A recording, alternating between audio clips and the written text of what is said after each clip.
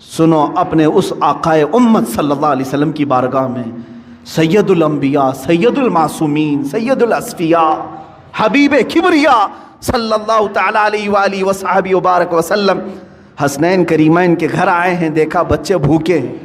سیدہ نے کہا کہ ابا جان گھر میں کوئی چیز نہیں ہے، کھجور تک نہیں ہے بچوں کو کھانے کے لیے۔ حضور اکرم صلی اللہ علیہ وسلم نے کیا فرمایا؟ اے فاطمہ میں جاتا ہوں، دیکھتا ہوں کہ کوئی مزدوری مل جائے تو میں کروں گا اور کما کر کے لاؤں گا۔ کون کہہ رہا ہے؟ اللہ کے حبیب صلی اللہ علیہ وسلم۔ مولانا شہاب الدین قلیوبی نے یہ حکایت لکھی ہے، فرماتے ہیں کہ میرے آقا صلی اللہ تعالیٰ علیہ وسلم مدینے کے باغیچوں کو دیکھتے ہوئے گئے۔ دور ایک باغیچے کے پاس آپ نے دیکھا کہ ایک مالک باغیچے کا پانی کنویں سے نکال کر کے ڈال رہا تھا درختوں پر۔ حضور اکرم صلی اللہ تعالیٰ علیہ وسلم نے ارشاد فرمایا، کیا مجھے یہاں تیرے باغیچے میں کوئی کام مل سکتا ہے؟ اس نے کہا ہاں، تم میرے اس کنویں سے ڈول گھڑا پانی بھر کر کے درختوں پہ ڈالو، میں بدلے میں کھجوریں دوں گا۔ ایک گھڑا پانی ڈالو گے تو 2 کھجوریں دوں گا۔ اللہ کے حبیب صلی اللہ تعالیٰ علیہ وسلم نے رسی لی، اس گھڑے کو باندھا، ڈول کو باندھا اور پانی کھینچنا شروع فرمایا اور اپنے ہاتھوں سے اٹھایا اور درخت پر ڈالا، درخت کو سینچا، 2 3 4 درختوں کو سینچا، چوتھی یا تیسری مرتبہ رسی ٹوٹ گئی اور گھڑا ڈول کنویں میں گر گیا۔ یہ اللہ کے حبیب صلی اللہ تعالیٰ علیہ وسلم کی بات کر رہا ہوں۔ میرے عزیز بچوں، نوجوانوں، جب تمہارے ہاتھ میں حرام کاریاں شیطان دے دے تو میرے نبی کو یاد کر لینا اس دن۔ میں آج کیا کر رہا ہوں؟ مدینے کے تاجدار صلی اللہ تعالیٰ علیہ وسلم اپنے ہاتھ سے رسی کھینچ کر کے، ان کو تو اللہ جنت کے دسترخوان اتارتا تھا، لیکن اپنی امت کے لیے میرے آقا نے یہ درس دیا۔ رسی ٹوٹ گئی، گھڑا اندر گر گیا، باغیچے کا مالک نہیں جانتا تھا، آیا اس نے ہاتھ اٹھا دیا، مزدوروں کے ساتھ جس طرح کیا جاتا ہے۔ اللہ کے حبیب صلی اللہ تعالیٰ علیہ وسلم نے جواب نہیں دیا، میرے آقا صلی اللہ تعالیٰ علیہ وسلم نے جواب نہیں دیا، اس لیے کہ میں مزدوری کر رہا ہوں یا کام کر رہا ہوں۔ آپ نے گھڑے کو نکالا، پھر رسی کو باندھ کر کے اس کو دے دیا۔ غالباً اس دن 6 یا 8 کھجوریں ملی، وہی لے کر کے حسنین کریمین کو کھلانے کے لیے میرے آقا تشریف لائے، گھر میں تشریف لائے، وہی کھجوروں کے ساتھ کائنات کا آقا و مولا اپنے ہاتھوں سے کما کر کے اپنے بچوں کو کھلا سکتا ہے، اور تم راتوں میں بیٹھ کر کے گیمبلنگ کر کے جوئے کھیل کر کے اپنے گھر کو جہنم کی آگ سے بھرنا چاہتے ہو۔ کیسی امت ہے میرے آقا کی۔ حضور اکرم صلی اللہ تعالیٰ علیہ وسلم نے کسی کو یہ چیز بیان نہیں کی، لیکن جس نے ہاتھ اٹھایا تھا اس کے بعد اسے احساس ہونے لگا کسی حسین چہرے پر میں نے ہاتھ اٹھایا ہے، چاند جیسا کوئی میرے باغیچے میں اترا تھا۔ بعد میں بے قراری اتنی بڑی کہ جو گزرتا تھا اسے پوچھتا تھا کہ ایک ایسی شخصیت میرے ہاں آئی تھی، کون ہے یہ؟ لوگوں نے کہا کہ وہ تو محمد رسول اللہ تھے صلی اللہ علیہ وسلم۔ اس نے کہا وہی ہے؟ کہا ہاں۔ اس نے ندامت اور شرمندگی کی وجہ سے تلوار اٹھائی اور اپنا ہاتھ کاٹ دیا۔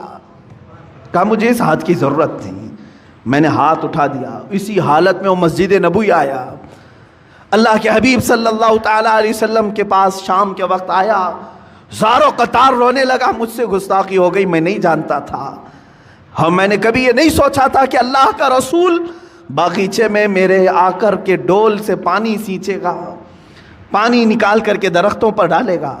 اللہ کے حبیب صلی اللہ علیہ وسلم نے کسی کو کچھ نہیں کہا، اس کے ہاتھ کو لے کر کے پھر سے مونڈے سے جوڑا اور اپنا لعاب پاک لگا کر بھیج دیا، صحیح ہو گیا وہ بندہ۔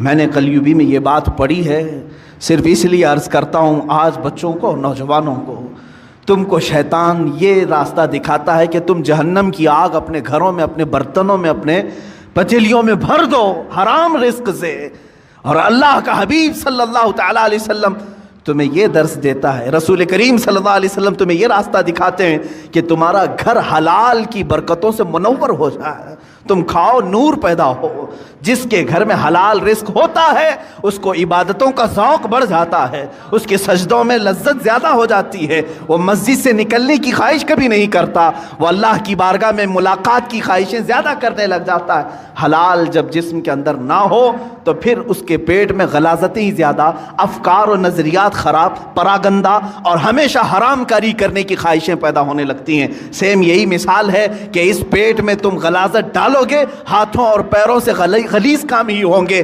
حلال لقمے ڈالو تو آنکھوں سے بھی نور چمکے گا، زبانوں سے بھی شہد ٹپکے گا، ہاتھوں اور پیروں سے بھی نیکیوں کے کام ہوا کریں گے۔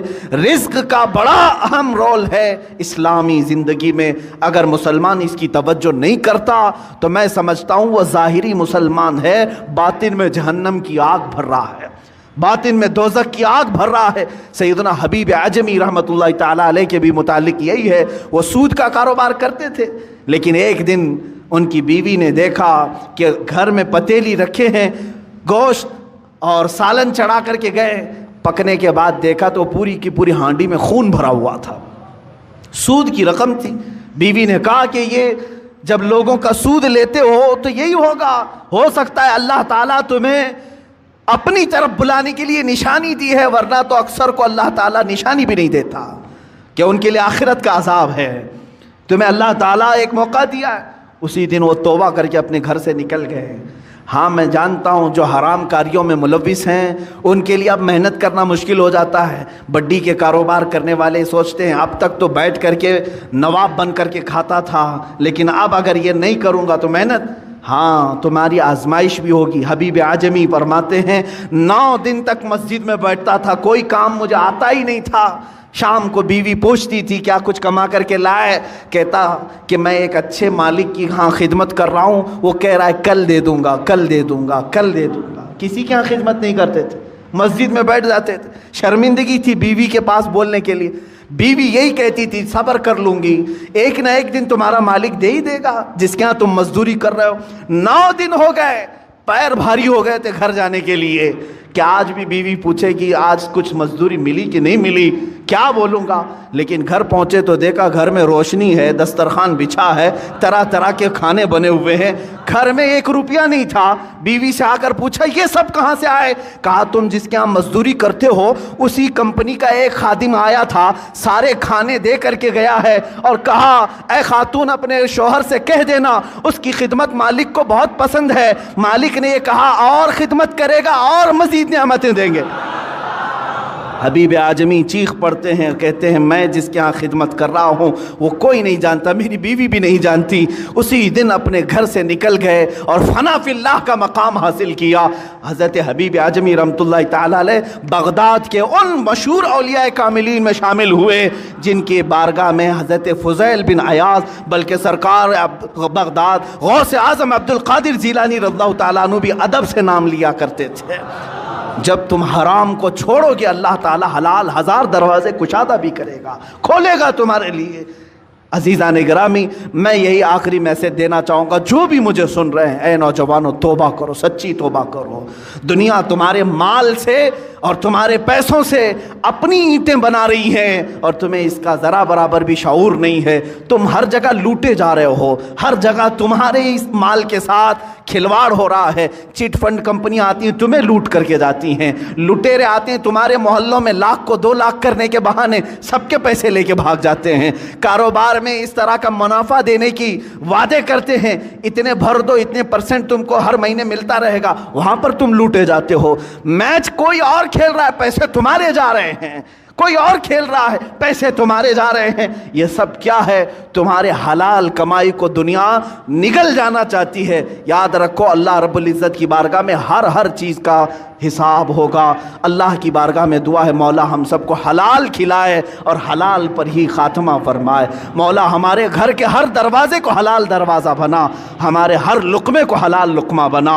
اے قدیر و جبار خدا، حلال لقمے کی برکت سے ہماری زبانوں میں نور عطا فرما، ہماری آنکھوں میں سرور عطا فرما، دلوں میں تقوی عطا فرما، ہاتھوں پیر سے نیکیوں کی خیرات عطا فرما، ہمارے ذہن میں برے وسوسات اور خیالات سے ہمارے ذہنوں کی حفاظت فرما۔